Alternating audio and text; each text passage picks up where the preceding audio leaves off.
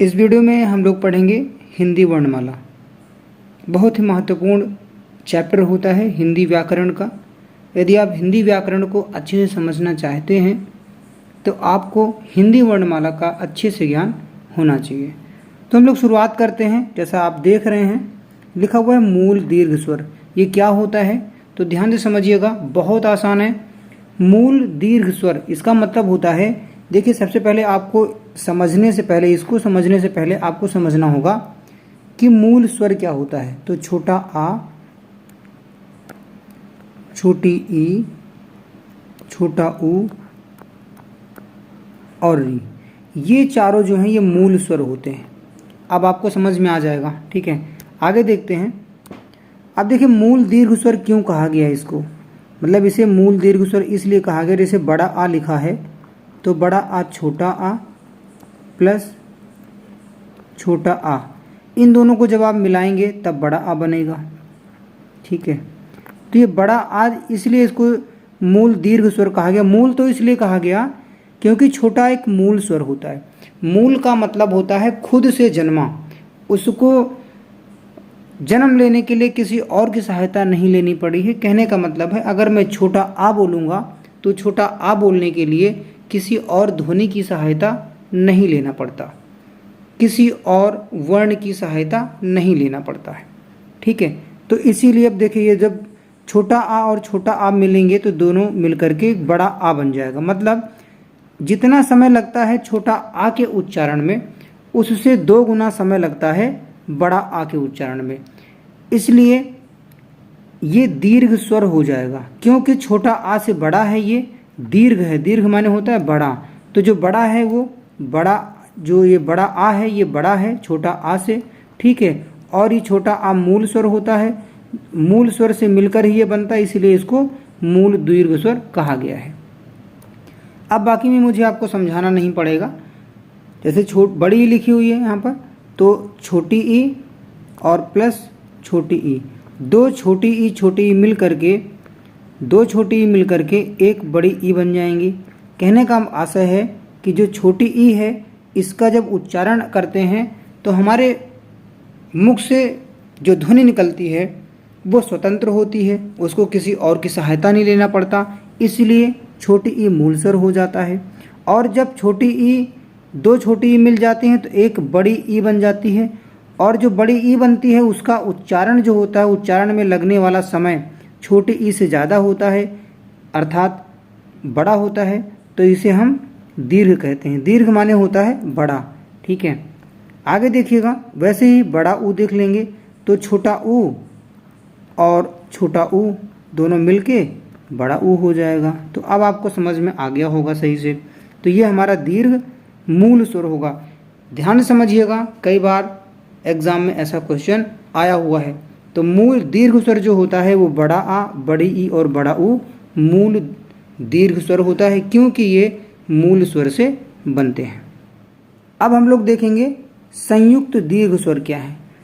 ए, आए, ओ, आओ, ये संयुक्त दीर्घ स्वर हैं। संयुक्त क्यों बोला गया है, ध्यान समझिएगा। संयुक्त का मतलब होता है ये 2 वर्णों के मेल से बने हुए हैं। जैसे अगर मैं ए की बात करूं तो ए जो बना हुआ है ये छोटा आ प्लस छोटी ई, इनके दोनों के मेल से ए बनता है। तो देखिए इसीलिए संयुक्त कहा गया है। जो ए बना हुआ है छोटा आ और छोटी ई का संयुक्त रूप है, ये जो है इन दोनों के मेल से बना, इसीलिए इसको संयुक्त स्वर कहा गया है। अब आगे देख लीजिएगा, ये सभी संयुक्त स्वर हैं क्योंकि सभी ये चारों हैं, इनको बनने के लिए किसी दूसरे वर्ण की सहायता लेना पड़ा है, इसीलिए इनको संयुक्त स्वर कहा जाता है। जैसे अगर आप देखेंगे कि ये ए कैसे बना है, तो ये छोटा आ प्लस ए कर देंगे तो बन जाएगा ए, ठीक है। तो इससे बना हुआ है। तो देखिए छोटा आ और ए मिलेगा तब बड़ा, ये इससे जो ज़्यादा ध्वनि निकलेगी, ध्वनि का मतलब बड़ी ध्वनि निकलेगी, वो ए बनेगा, ठीक है। तो देखिए इन दोनों के संयुक्त मतलब होता है मिल जाना। ये दोनों मिले हैं, अलग अलग हैं ये, ठीक है। ये भी ध्यान रखिएगा, संयुक्त में ये दोनों अलग हैं और इनके मेल से ये बना है, तो इसे हम कहेंगे संयुक्त दीर्घ स्वर। दीर्घ माने बड़ा, ठीक है। आगे देखिएगा, वैसे ओ है, ओ अगर आप लिखेंगे तो छोटा आ प्लस छोटा ऊ, इनके दोनों के मेल से ओ बन जाएगा। तो देखिए जो ओ बनेगा वो इनके दोनों संयुक्त मेल से ओ बनेगा, और ये बड़ा होता है, ठीक है, दीर्घ स्वर में आता है, इसीलिए इसको संयुक्त दीर्घ स्वर कहते हैं। देखिए दो स्वर मिले तो संयुक्त बोला गया, और फिर जो बना वो बड़ा बना, उसे दीर्घ बोला गया, और ये ऑलरेडी स्वर है, ये भी आपको जानकारी हो गई। आगे देखिएगा, वैसे औ बना हुआ है, छोटा आ प्लस ओ, तो बन जाएगा औ, ये औ बन जाएगा। तो ये भी एक संयुक्त दीर्घ स्वर होगा। इस शब्द को आप ध्यान रखिएगा संयुक्त, क्योंकि एग्जाम में ऐसे पूछा जाएगा, बताइए मूल दीर्घ स्वर कौन सा है, या क्वेश्चन आएगा बताइए संयुक्त दीर्घ स्वर कौन सा है। तो जो अलग अलग ध्वनियों के मेल से बने वो आपका संयुक्त हो जाएगा, ध्यान रखिएगा। अब हम देखेंगे सजातीय संधि स्वर क्या होते हैं। सजातीय, सा का मतलब होता है समान, समान, इसमें जो है सा का मतलब समान, और जातीय का मतलब हो गया जाति, ठीक है। अब देखिए छोटा आ और छोटा आ, ये दोनों देखिए यहाँ पर भी छोटा लिखा हुआ है, यहाँ पर भी छोटा लिखा हुआ है, मतलब ये सेम जात के हैं, अर्थात ये समान जाति के वर्ण हैं। और इन दोनों वर्णों को जब मेल हो जाता है तो ये एक दीर्घ स्वर बनता है, बड़ा आ, तो ये क्या हो जाएगा, सजातीय संधि स्वर कहलाएगा, ठीक है। अर्थात संधि से, दो वर्णों के संधि से एक अलग दूसरा वर्ण बन रहा है तो उसे हम संधि स्वर कहते हैं। देखो लिखा हुआ है छोटी और छोटी, छोटी दो बार लिखा हुआ है, और ये दोनों जगह लिखा हुआ, मतलब इसकी भी जाति एक है, इसकी भी जाति सेम है, अर्थात दोनों की से जो जाति है वो समान है, और इनके दोनों के मेल से बड़े ई बन जाती है, तो बड़ी क्या होगा, सजातीय संधि स्वर होगा। संधि हुई, ध्यान रखिएगा, संधि का मतलब होता है दो वर्णों के मेल से जो विकार उत्पन्न होता है वही संधि कहलाता है। दो वर्णों का, हमेशा ध्यान रखिएगा, संधि में वर्णों का मेल होता है, वर्णों का मेल, वर्णों, देखिए मैं लिख दे रहा हूं, वर्णों का मेल होता है, संधि में वर्णों का मेल होता है। समास में शब्दों का मेल होता है, ध्यान रखिएगा, ये सब बहुत इंपॉर्टेंट है। अब देखिए यहाँ पर छोटा ऊ और छोटा ऊ लिखा हुआ है, ये दोनों छोटा ऊ जो है मिल जाएंगे तो एक बड़ा ऊ बन जाएगा। और इसको सजातीय क्यों बोला गया, मतलब समान जाति से बने हुए हैं, मतलब यहाँ पर भी छोटा ऊ लिखा हुआ है, यहाँ पर भी छोटा ऊ, ये दोनों एक ही जाति के हैं, ठीक है, और इनको दोनों के मेल से बड़ा ऊ बन गया है, तो क्या हो जाएगा, ये हो जाएगा सजातीय संधि स्वर। अच्छा, संधि क्यों बोला गया, क्योंकि वर्णों का मेल हो रहा है, वर्णों का मेल हो रहा है, ये छोटा ऊ एक वर्ण है, ये भी वर्ण है, दोनों का मेल हो रहा है।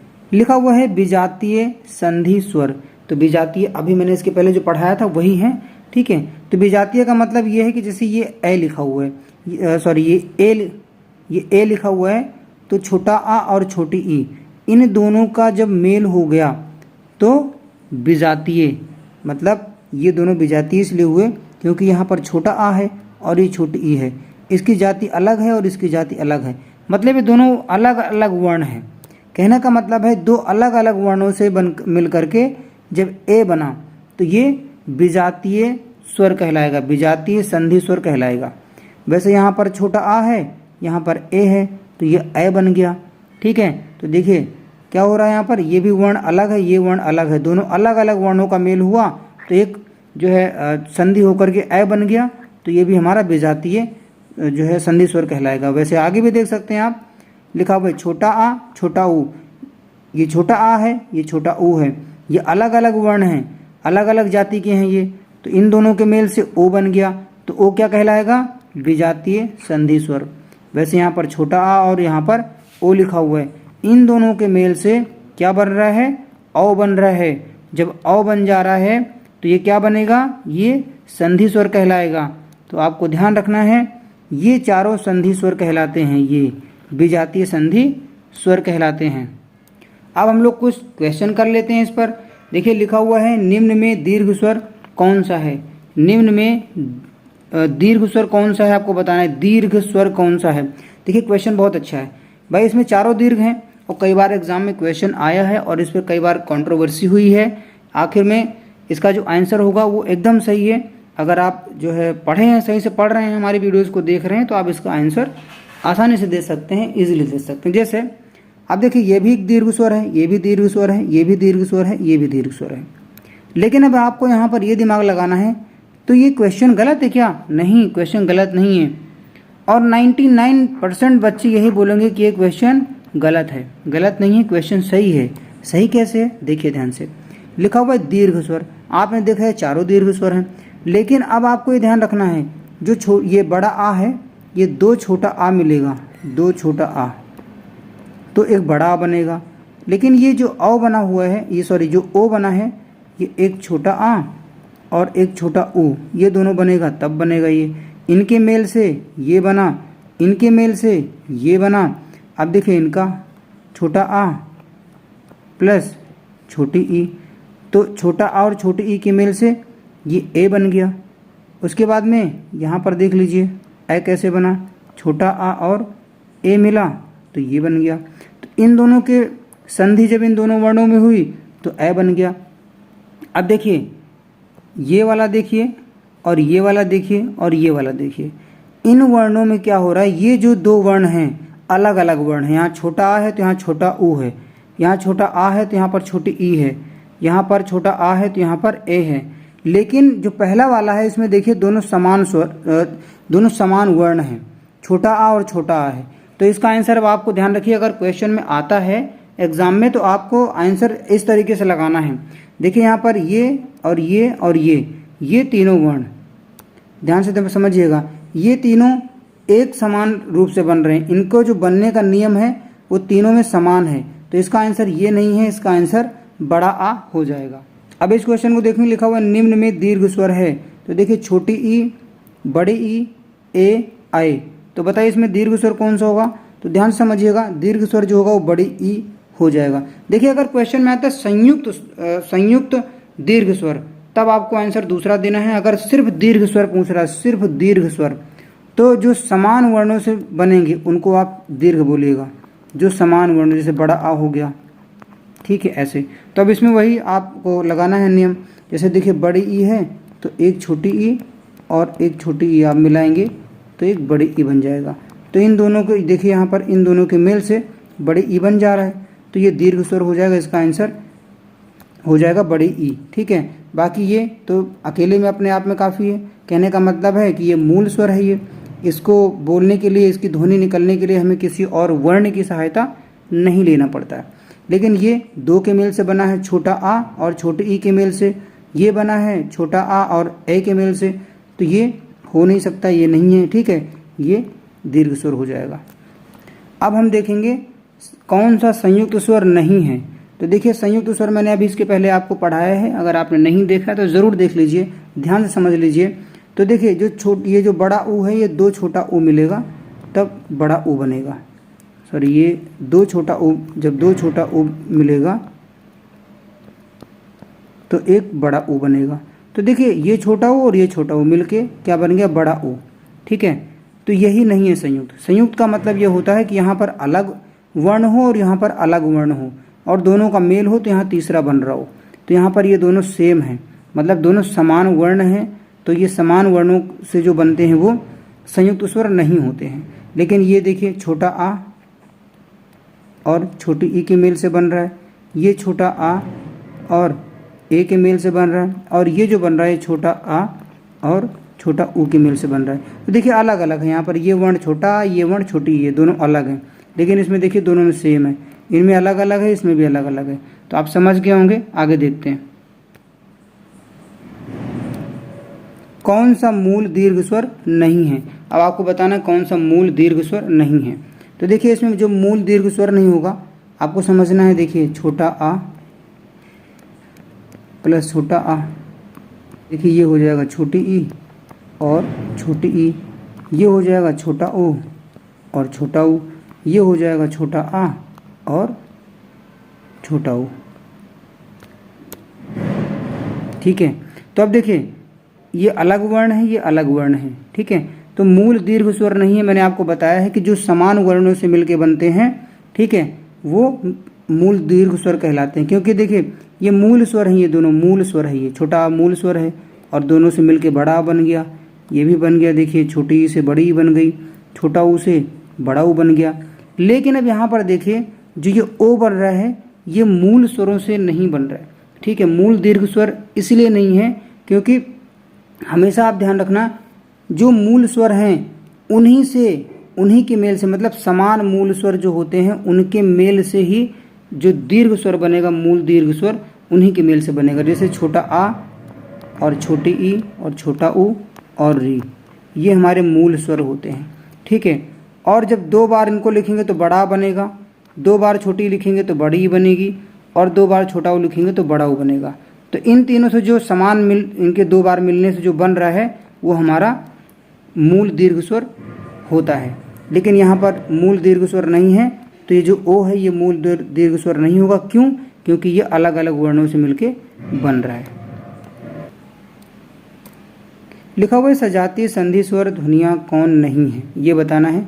तो सजातीय संधि स्वर ध्वनियाँ कौन सी नहीं, जो सजातीय नहीं है, कहने का मतलब है सजातीय नहीं है। तो देखिए जो बड़ा आ है ये छोटा आ और छोटा आ इन दोनों से बन के मिला है, तो ये दोनों की जाति सेम है तब बना ये। वैसे छोटी ई और छोटी इन दोनों के मेल से दोनों की जाति एक है। छोटा ऊ और छोटा ऊ, तो छोटा ऊ मिलाएंगे तो बड़ा ऊ बनेगा, तो इन दोनों की जाति समान है। लेकिन देखिए जो ए है छोटा आ प्लस ई लिखेंगे तो ये बनेगा, तो इसकी जाति अलग है, इसकी जाति अलग है, तो ये क्या हो जाएगा सजातीय स्वर ध्वनि, ये संधि स्वर नहीं है, तो ये सजातीय नहीं है विजातीय है, ठीक है। तो इसका आंसर हो जाएगा ए। तो बस दोस्तों आज इस वीडियो में इतना ही। उम्मीद करता हूँ कि वीडियो आपके लिए हेल्पफुल होगी, वीडियो आपको पसंद आई होगी। वीडियो को लाइक कीजिएगा, शेयर कीजिएगा और चैनल को सब्सक्राइब कीजिएगा। दीजिए इजाज़त, मिलता हूँ मैं आपको नेक्स्ट वीडियो में नेक्स्ट कंटेंट के साथ। तब तक के लिए थैंक्स फॉर वॉचिंग।